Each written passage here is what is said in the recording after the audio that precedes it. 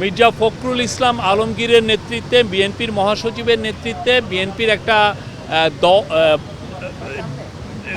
Team এসছিলেন আমাদের chief অ্যাডভাইজারের সাথে দেখা করতে, এবং ওই মিটিংয়ে চিফ অ্যাডভাইজারের সাথে ছিলেন হাসান আরিফ, আদিলুর রহমান খান, মাহফুজ আলম, এনারা তিনজন উপদেষ্টা ছিলেন। গুরুত্বপূর্ণ পরিবেশে মিটিং হয় এবং মিটিংয়ের মূল যে মেসেজ সেটা আমি দিচ্ছি যে আপনারা দেখছেন যে বেশ কিছু আমাদেরকে নিয়ে অনেক একটা কনসার্টেড একটা ক্যাম্পেইন হচ্ছে, অপপ্রচার হচ্ছে। তো সেই বিষয়ে আজকে মিটিংয়ের থেকে বিএনপির তরফ থেকেও একটা বার্তা দেওয়া হয় যে ন্যাশনাল ঐক্যর কথা বলা হয়, এবং প্রফেসর ইউনূস আমাদের প্রধান উপদেষ্টা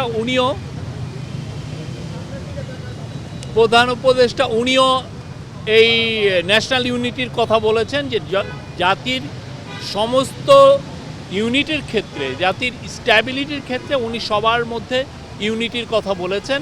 সেটা এবং স্টুডেন্ট, ছাত্র, জনতা, হিন্দু, মুসলমান, খ্রিস্টান সবার মধ্যে উনি ন্যাশনাল ইউনিটির বার্তা দিয়েছেন।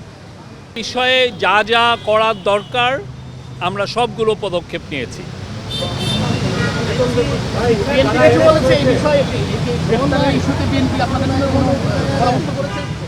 এই চিটাংয়ের বিষয়টা আলাপ হয়েছে, ওই একই জিনিস, সবাই ন্যাশনাল ইউনিটি, এবং চিফ অ্যাডভাইজার বলেছেন সবাইকে শান্ত থাকতে বলেছেন।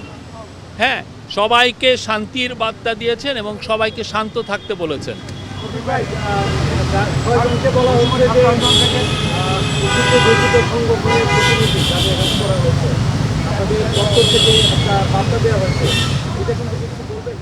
আমাদের তরফ থেকে আমরা চিটাং মেট্রোপলিটন পুলিশের থেকে যেটা পেয়েছি যে মোট 33 জনকে অ্যারেস্ট করা হয়েছে।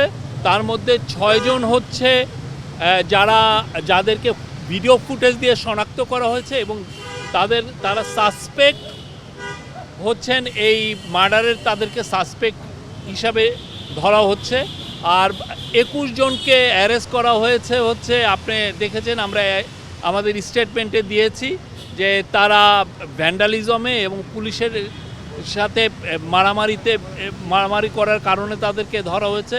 আর 6 জনকে ধরা হয়েছে, তারা আওয়ামী লীগ এবং নিষিদ্ধ ঘোষিত ছাত্রলীগের মেম্বার, তারা ককটেল সহ ধরা পড়েছে।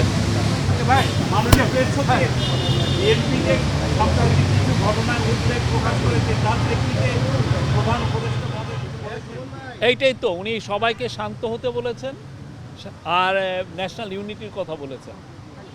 Thank you.